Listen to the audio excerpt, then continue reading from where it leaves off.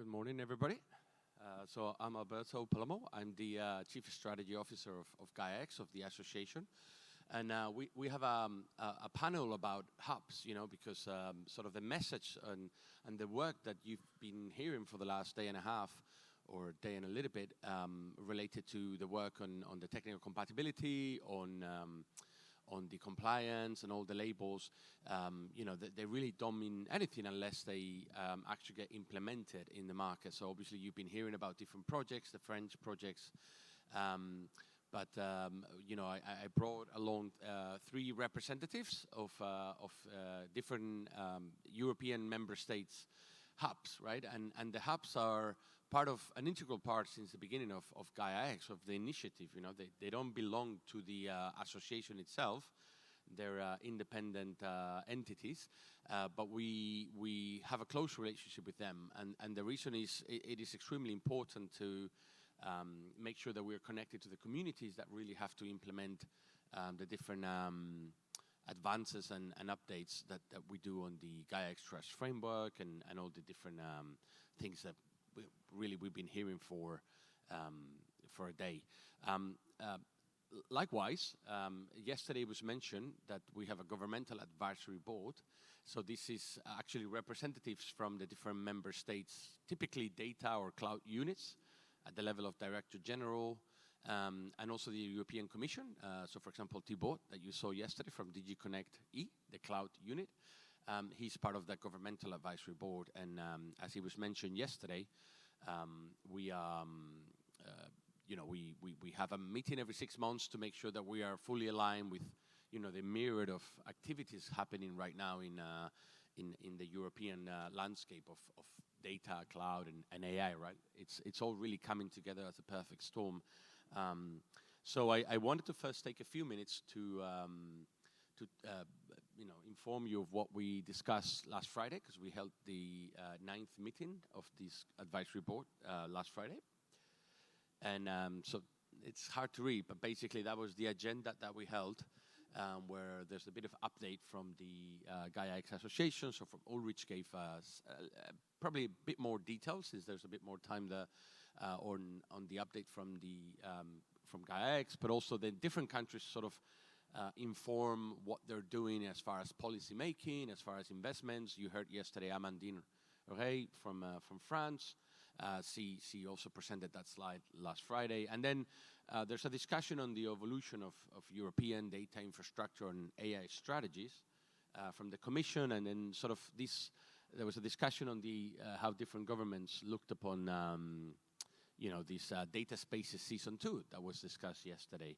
And then to wrap up the day, we discussed a little bit of the compliance extensions and mostly inform the different member states what is that Gaia is doing, and to make sure that they understand and that we create a sort of a harmonization across what the different member states are doing. Because as it often happens, there's a ton of European regulation, but sometimes member states have a different perspective of how they're going to implement it. So without that cross-harmonization, this effort will be futile and it won't be useful. So for us, this is an important forum to hold. And you see there, that's Bercy, that's the French Ministry of Finance and Economics. And we held the meeting with representatives from Denmark, from the Commission, France, Germany, Luxembourg, Netherlands, Poland, Slovenia, and also Spain. So this is sort of what they recommended to us. So as said, the idea is to provide guidance for these sovereign and sustainable digital ecosystems that are rooted in European values.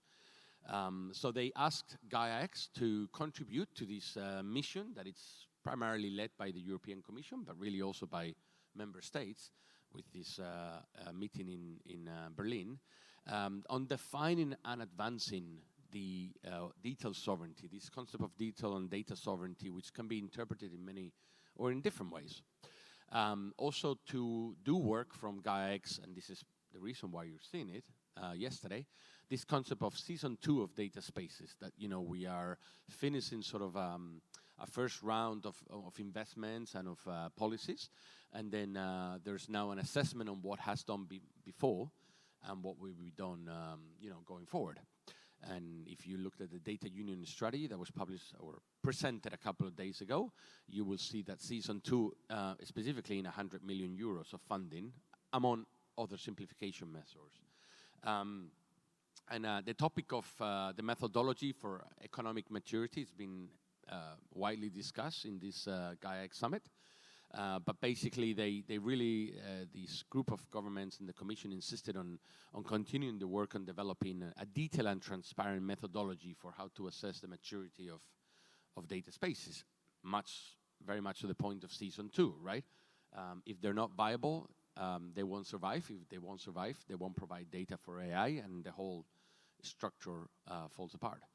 And they also recommended that economic viability was also grounded on criteria that are commonly shared by the community, right?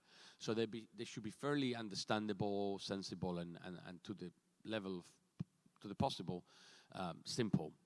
And the whole purpose of that is really to maximize the adoption and the impact of the delivers of Gaia-X in the market, because, and this is the point of having the hubs, they represent the markets. Without them, a lot of people always come to me and they say, oh, your Gaia-X projects. It's like, well, they're not really our projects. They are within our community, within our network.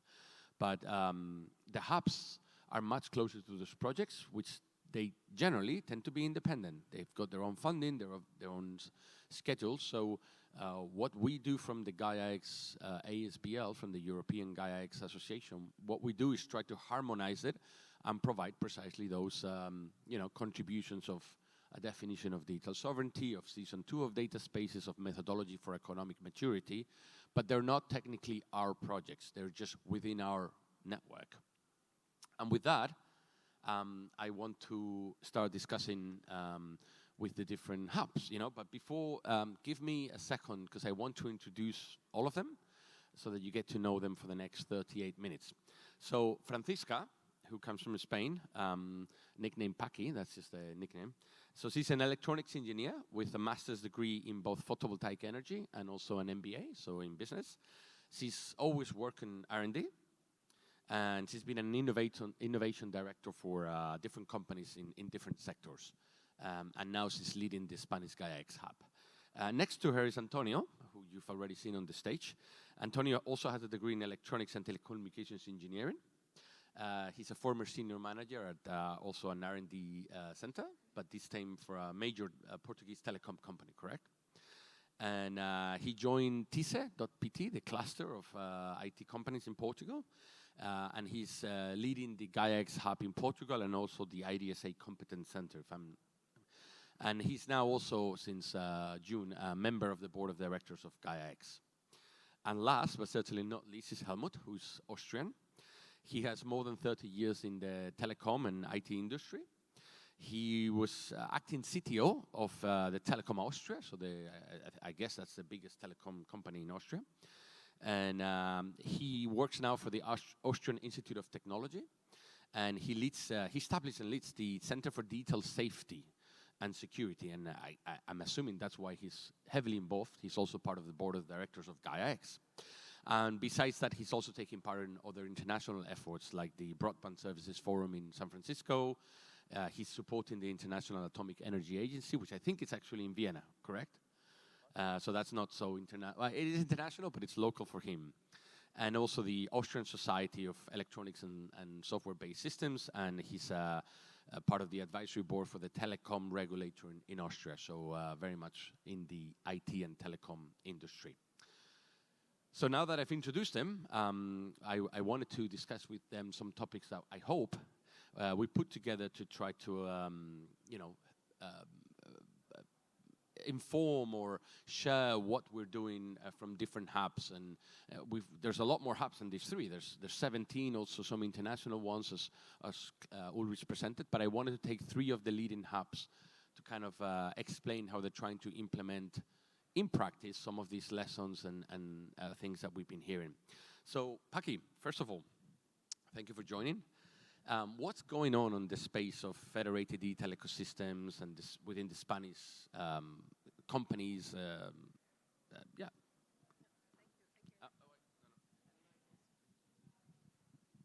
Thank you, Alberto. And thank you to you, to Portugal, to organize it. Congratulations, and congratulations for the project you have just presented. They were really very nice. In Spain, we are really lucky because we have a lot of support of the ministry. The Ministry of Digital Transformation, they have put 500 millions only for data spaces, additionally to another money that was already given by the tourism ministry, for example, or other ministries like smart cities or something like that. So we have 500 millions, and maybe 200 of the millions are given to promote new data spaces, small data spaces.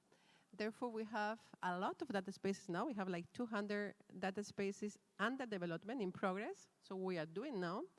And therefore, we have this bottom-up approach. So we don't have a one or two very big projects, but we have 200 small projects. They are really developing with the standards, and we need to have this bottom-up strategy. It's a totally different strategy. Thank you. Antonio, what's the Portuguese case? Okay, so it was nice to hear Francisca speaking, because it's easy for me to say, and I promise I won't repeat more than 100 times before, that unfortunately we don't have any public funding supporting our activity in Portugal. But that doesn't mean that we don't have a good relationship with all the governments that have seen us operating. So as our Secretary of State, our present Secretary of State was here yesterday with us, and as he even mentioned, in the room, there were 3 out of 4 secretaries of state that have accompanied Gaia-X Portugal since the beginning. That really means that we have established a good relationship with the government representatives in the area, and also a good relationship with all the governmental agencies that deal with national funding, international funding, research and development programs inside Portugal. But anyhow, we never had the opportunity to have the next step. We would need in Portugal the 2 last zeros, so we would fit with 5. So skip the 500. It would be at least an help to start doing things. So what we do today, as we also said yesterday, we have to use our imagination, and mainly we do volunteer work as TIS.pt, responsibility for the Gaia-X Portugal. And mainly our work is running after people and organizations that we know that have an interest in specific areas of the spaces in Portugal, and to try also to bring them to make also volunteer working. And if we do that, if somebody is interested, if somebody is willing to lead a working group, that we establish it, we find other entities, and we join in the same table, universities, research and development institutes, smart and medium enterprises, larger corporations, exchanging experience, problems, doubts, strategies, what they want to do in data spaces, and that's how we are trying to develop our work and make a stronger ecosystem in Portugal. Thank you. Thank you, Antonio. What's the Austrian situation? So let me briefly summarize, perhaps of interest, that as you are saying, you do not have a public funding so far. We are in the lucky situation that we have still the support basically from 2 ministries, which is amazing. On the one hand, our Ministry for Innovation, Mobility and Infrastructure, so it's the big industry supported and applied research responsible university and ministry. And on the other side, the State Secretary for Digitalization. So both of them are supporting us. Let me shed 2 more sentences why we still have to support and why we have a very broad established ecosystem as a Gaia-X hub.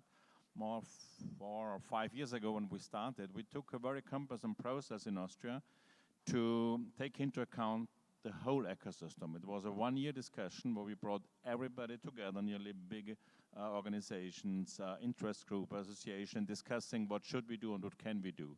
And the result is at the moment that we have, on the one hand, a strong support by 12, or I think in the meantime 13 or 14 associations in Austria, which are running the hub together with, where I have the pleasure to be the chair, basically an in-kind approach. So we are not really paid for our activity. We are discussing what, from a strategic point of view, what should we do, what can we do. We are laying down the strategic program for the hub. And the second part is That's the invention that the system, the ecosystem is using basically the largest applied research organization, that's AIT, where is our home base, and we act like as an office for this hub. And for that, we get also a kind of funding from these two ministries.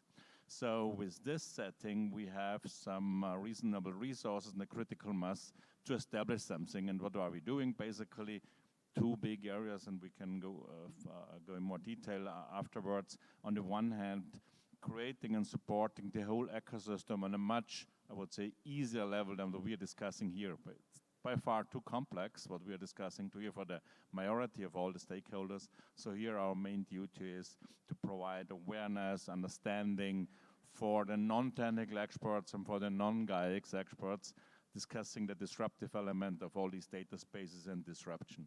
And with the second a second important objective, we try to support those which want to go into more detail in projects or more the tech stakeholders to help them to initiate either national projects or to take part in larger European initiatives. That's basically where we are at the moment. Thank you. And on the topic of creating community engagement and awareness, I kind of want to talk about that, and in particular, how to adopt the Gaia-X Trust Framework and where you see that trust framework really fits better. Paqui, where do you think within the Spanish projects that Gaia-X sort of deliverables fit in? Yeah, at the beginning, you say the first phase was awareness, and the people were more, I would say, worry about that. What is a data space? How can I use the data? How are my data sure? Connectors, all these type of things. But the people didn't care about the trust framework. Why? But now, one of the main questions we have is the trust framework. Why? Because I remind you, in Spain, we had this bottom-up approach. What they need to interoperate. It's mandatory in Spain. When you have a big project, you can live alone. But if you have many small, you need to interoperate between them. So they need the interoperability. And to assure the interoperability, now you need the trust framework. It's one of the only ways to assure that you will be interoperable. Therefore, everybody now is asking, how can I assure my interoperability? How can I use the trust framework? How can I use the governance? Governance is the new trend in Spain. Everybody is asking me about governance, smart contracts, adhesion contract because they need to interoperate. The second reason to use the trust framework is the security.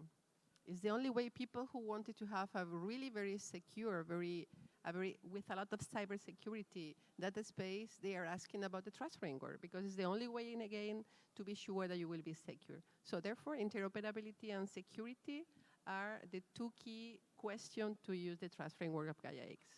Thank you, Paqui. Going back to Helmut, what kind of projects are driven in Austria? What are those projects interested in? So basically, I would like to share with you the main duty what we have. Basically, there are in two areas. On the one hand, I would call it more a bottom-up approach, so where the stakeholders, mainly industry-driven, so manufacturers, service providers, they're coming together and they're focusing much more on this. We are discussing in the last 2 days already on this industry-related project initiatives, keywords like digital product passport, cycling economy, supply chain. So here we have a strong community which is working bottom-up. Several stakeholders, and it's much easier to create projects, and there are projects. And here we try to support them from a hub perspective again, on the one hand, to help and support them to bridge the gap between national initiatives, smaller critical mass, but with European initiatives, European projects on the one hand, but on the other hand also to use a dedicated service offering, what we established, and we also have seen it in the session before here, in a similar way that we are offering a test infrastructure, mainly with the message test before invest, to industry stakeholders that their risk is limited by experiencing all these technical building blocks that we're discussing here. So that's one area of activity which runs a little bit on its own, and we have a community. The second one, I would call it much more top-down.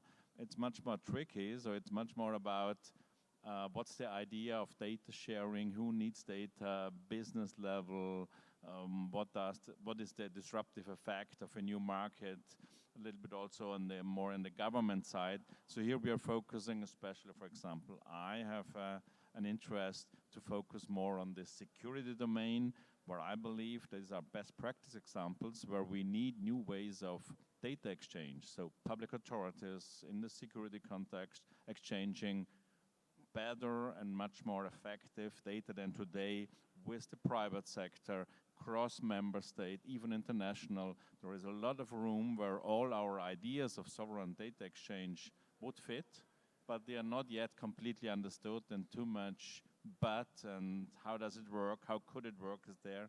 So there it's much more about awareness building, it's about explanation, background, understanding the different ecosystems, and bringing people even cross-border together.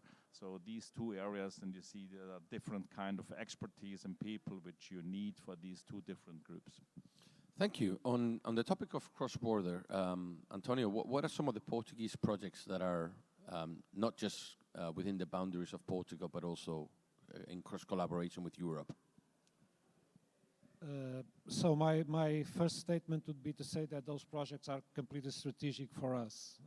In the previous session, I made a short introduction speaking about our national recovery projects, which are very important, but also these ones are because they open windows towards cooperation in Europe. And here in the audience, I see several people with whom we were engaged 3 months ago, preparing several proposals for an Horizon call,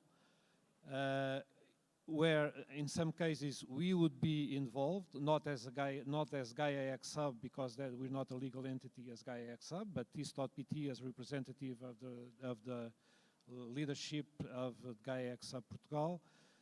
But also, and much more important, bringing companies from our national ecosystem inside those projects so that they can explore the benefits that they gain from doing this kind of work with people that are doing them abroad.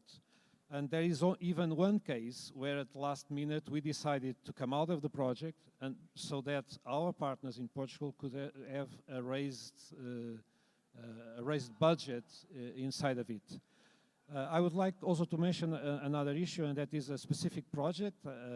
Probably there are friends in the audience that would like me to hear talking about Digital X 2015. That's a project that we have been working in the last 2 years, and that's mainly related with construction. It used to be a Gaia-X qualified project until the end of last week. It has been promoted since then, so today is a lighthouse project inside Gaia-X. And that is a project where we are trying to merge, together with Portuguese partners, French partners, and others from other countries, the worlds of building information modeling that needs a lot of automation regarding a lot of the business process that it supports, together with the concepts of Gaia-X of identities and contract management, and automating all those issues, making it easier to do construction projects. Which is a little bit similar to what Martin yesterday was saying, where they're specifically focused on building nuclear power plants.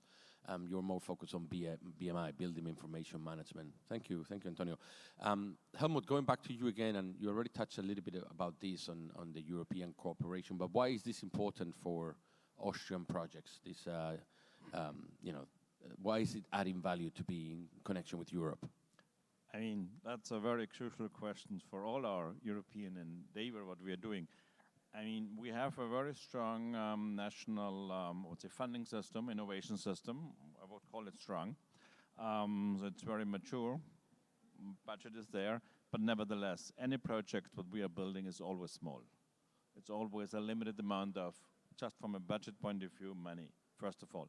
Secondly, we are discussing next generation of market actors. So it's not really everybody yet prepared, even SMEs, which is also the main ecosystem in Austria, that they are able to make bigger jumps into new technology areas.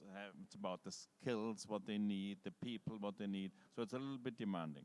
So we set up, call it smaller projects on a national basis, but then basically to get two positive aspects. And the one is, it's the critical mass again, higher budgets, higher critical mass, which can be established if you can join European projects.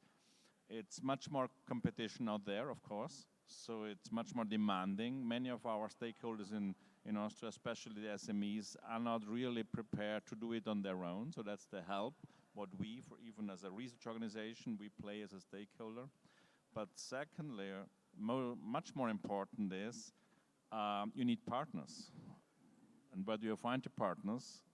I would say Austria is too small, the ecosystem is too small. When we discuss this big change in ecosystems about data sharing, where we talk about new markets, you need other partners, service providers, lead industry organizations where you can team up, you can experiment, you can come together, on the one hand to learn, but on this, and how to deal with the new technology and how to use it in his own organization, but secondly, much more, get experience, how to develop a new business model, how to position in the new evolving international ecosystem, and this can only be done by large, call it experiments, and for me these are European projects, so it's not just at all about funding, it is about understanding new market steps, the market development, especially when it's disruptive. So for me it's the only way for many stakeholders and many actors in my country to help them or to support them in jumping into the new changing market world.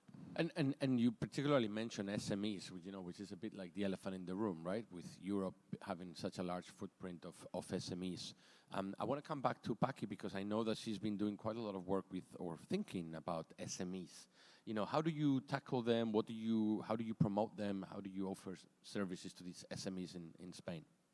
Yeah, maybe the data I will give you it will surprise. So we are an association. We are a private association, and we are paid by the fee of our partners. We have around 150 partners currently. You know how many SMEs? How you say?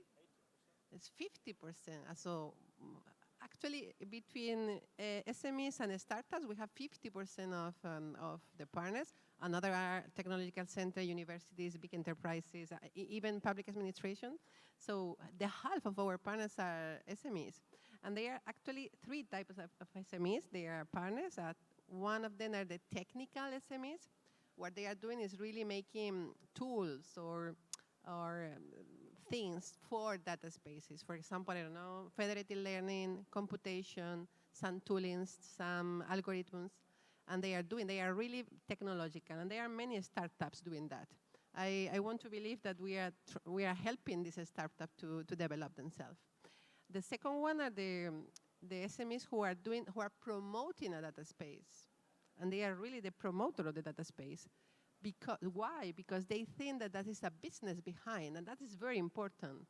They think that there is a business behind a data space, and they are promoting a data space. Very, very important. If an SME thinks that they can earn money with a data space, that means that there is a business model behind. And the third one is the user. And here, there is not so many, actually. There are not so many SMEs who are using the data space. And that is now what we are trying to focus, trying to have more customer, not only for SMEs, but also big companies or public administration to use the data space. That is our objective now. We have technology, we have the promoters, and now the third focus is now we need to have the users. And it's the focus we are working now. Thank you. What's the Portuguese case like with SMEs? So we're probably on an extreme side of the scale because 99.9% of our enterprises are small and medium enterprises. And if we just think of things like the Data Act and the Data Governance Act as a first stage, what is bringing to these companies is complexity and even burden at some point in time. But it's also an opportunity for us to try to help them in a fair and in a sovereign way. And one of our most strategic initiatives that we have, probably the most strategic one, is the project that Isabel was presenting in the previous session. So our test bed, we are giving them conditions to test before invest. So bring things to our test bed, try them, make mistakes and correct them, and then try to develop a whole product. And this is, we believe, a clear path for them to get more involved with what is happening in data spaces and clearly using data, also Gaia-X for that. Coming back a little bit also again to construction, that's also what Digital Direct 2050 is trying to do. It's really focusing on small and medium enterprises on the construction area. There is a lot of contract and subcontract in any building and installation that we have.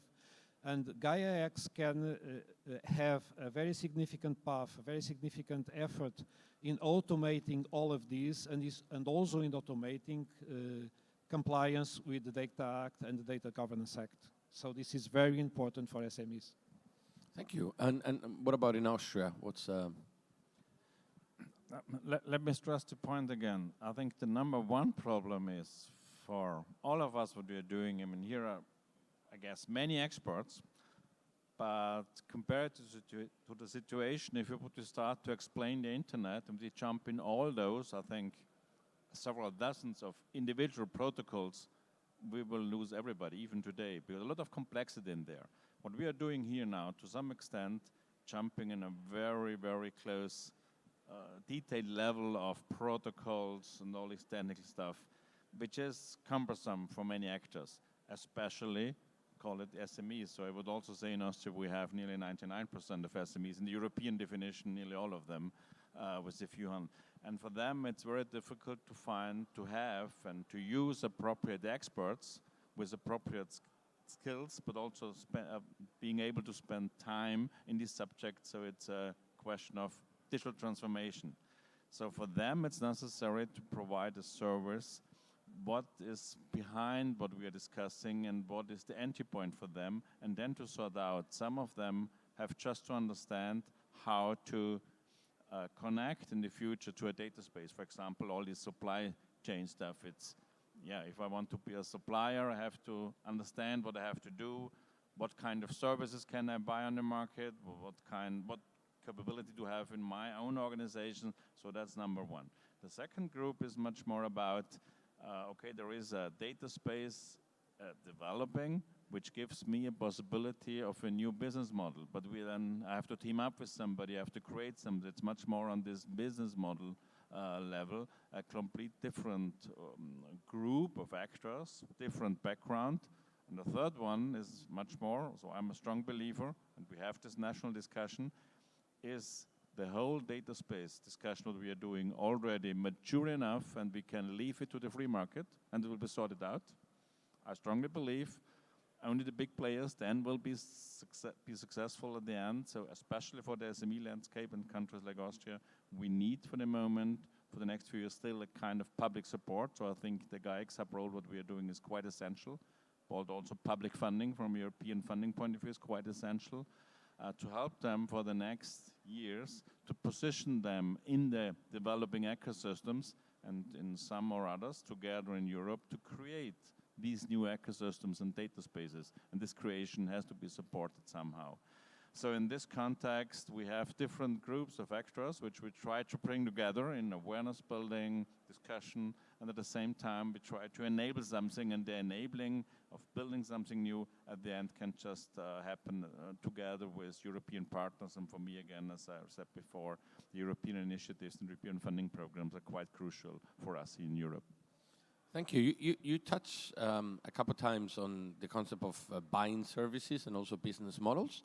And we wanted to wrap up the panel talking about that, because I think that's kind of a critical element, right? So we've seen, or for those of you that have been with us for a number of years, the progress of the trust framework and the different deliverables, both in the compliance and the technical aspects, and you know, in the tech theater, there's a lot more discussion on that.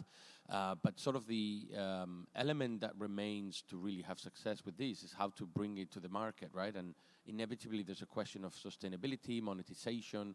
So I want to wrap up the panel with a few discussions on, you know, for example, what is Spain doing as far as, what are some of the business models that you're experiencing with your companies, particularly around Gaia-X and the Gaia-X clearinghouse and all these elements available? That's actually a difficult question, because you know that the clearinghouse, for example, cannot be monetized by definition. And therefore, we have several partners who have a clearinghouse in Spain, And they say, how can I earn money? Why should I have a clearinghouse? Because the people must not pay for that. Therefore, we have to think about at the beginning, it was difficult again because the people didn't ask for the trust framework. Now they are asking, and we are having some business model, like, for example, together with the clearinghouse, the people propose, for example, infrastructure. The infrastructure to make computation or to make whatever. And also some services. But which services? We are actually doing by learning by doing again, because the services that the people wanted was not clear at the beginning. Now we are seeing that the people will need, for example, that is a good news for the Danube version with the extension. Now the people could ask, for example, consultory or services with an added value to the extension of the trust framework, for example.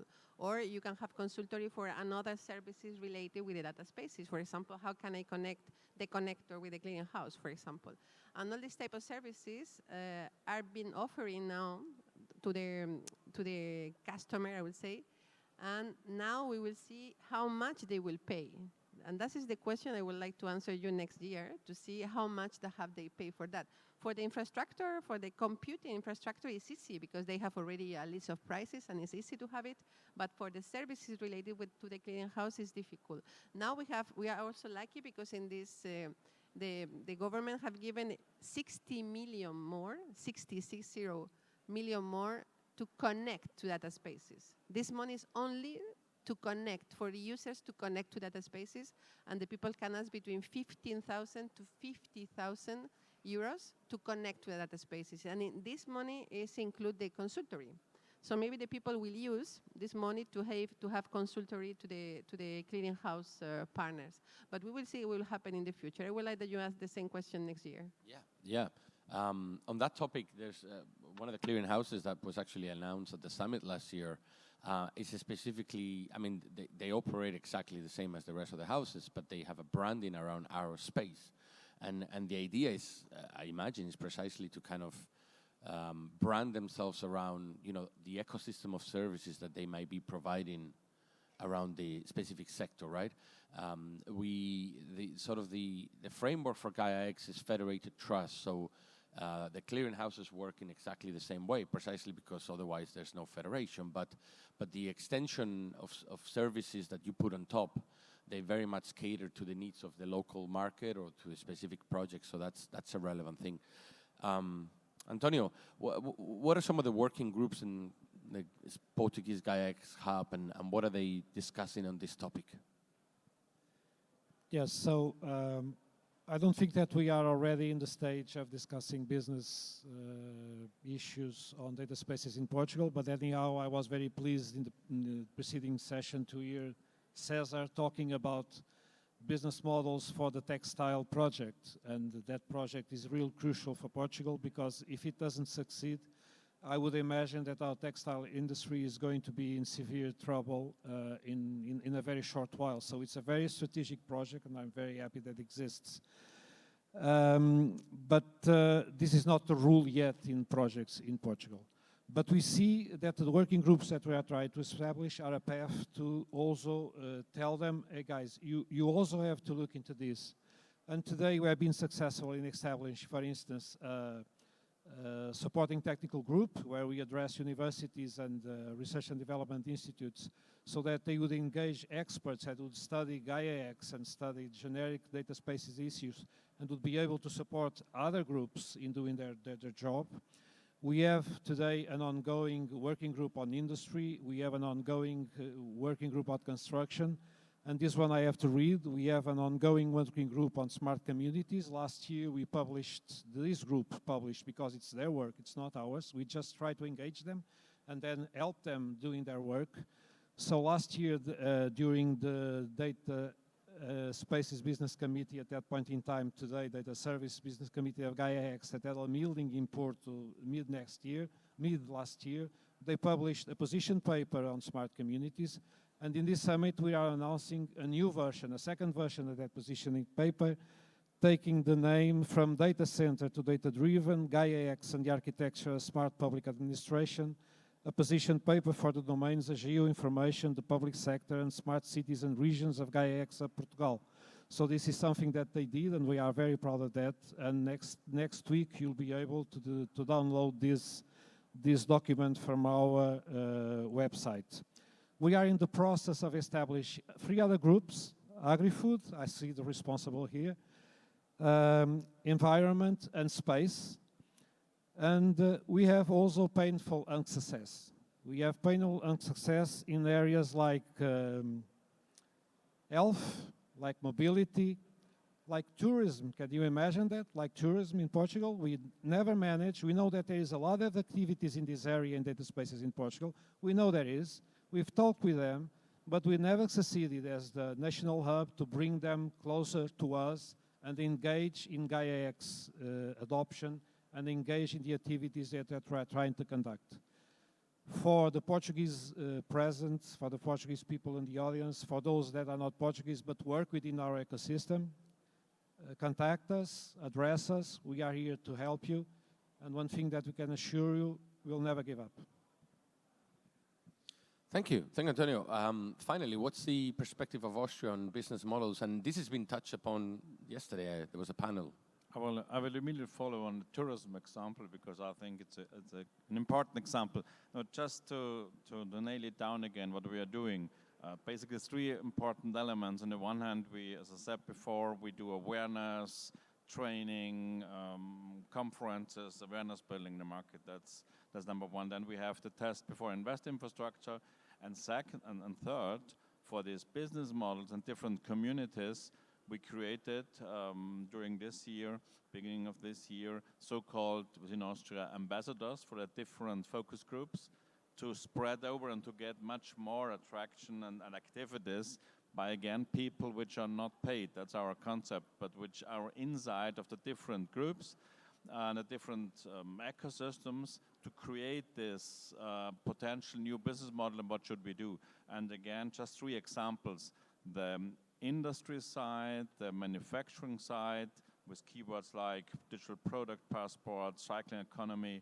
Here we have projects, and that's a very mature community, and it's much more, I would say, less yet business model driven. It's much more about how to apply and to be competitive and be part of the future ecosystem which is coming up based on legislation. How do I fit into this, and new business models will develop. So that's one big area. The second one, for example, which I'm very much driving top down, as just an example, is this field where basically data sharing and data exchange does not happen just because of it's my data, it's secure, I will not share it at all. Security domains. So for example, I created an initiative which is quite cool, I would say, in the peace tech context. So there are many actors, cross member state, even globally, of public authorities which need data for their work, for peacekeeping and prevention, all this stuff. But there is no mechanisms at the moment except bilateral agreements to share data on a larger context. So it's much more about awareness building. Business models will definitely come at the end.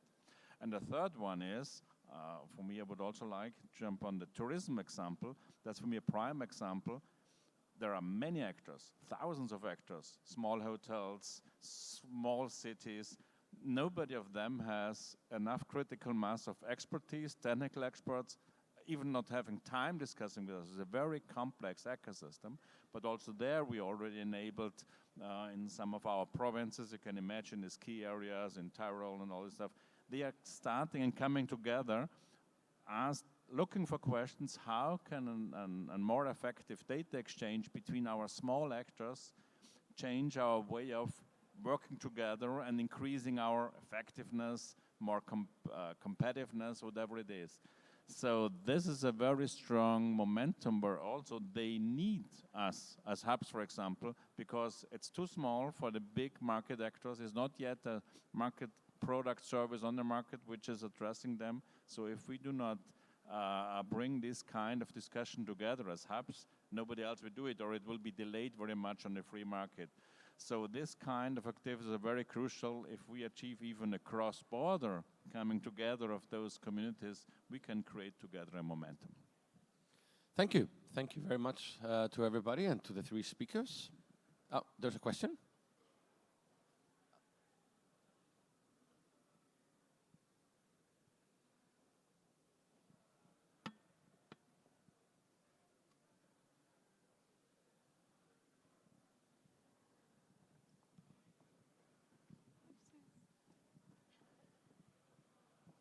Thank you very much, for sharing your very valuable experience. My question is regarding the Chinese data space strategy. China will finish the 100 data space implementation till 2028.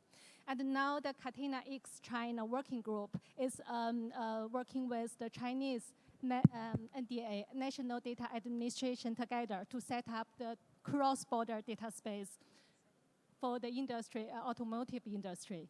And what's your opinion from your country? And are you open also to start the conversation, start the communication with China's data space initiative to set up the cross-border data space for your industries? Thank you. Of course, we are open.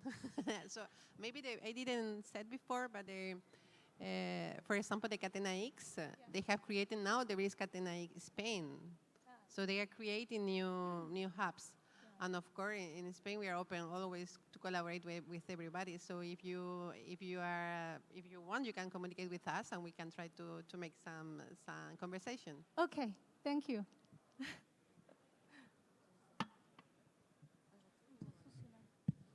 Yes, of course. Yeah, thank you very much. I mean, just to summarize this, why not? I mean, the idea what we are building is we are building a trust engine that the actors in the data space can trust each other, and everybody is performing according to the defined rules. On the one hand, on security levels, on trust levels, on specification, which are defined in these data spaces. So at the end, we are not talking about the small internal group of small actors. We're talking about the globe, and we're talking about global ecosystem. So it's important that we are working together. And of course, this has also to be valid cross-border, of course. Okay, thank you very much. Thank you.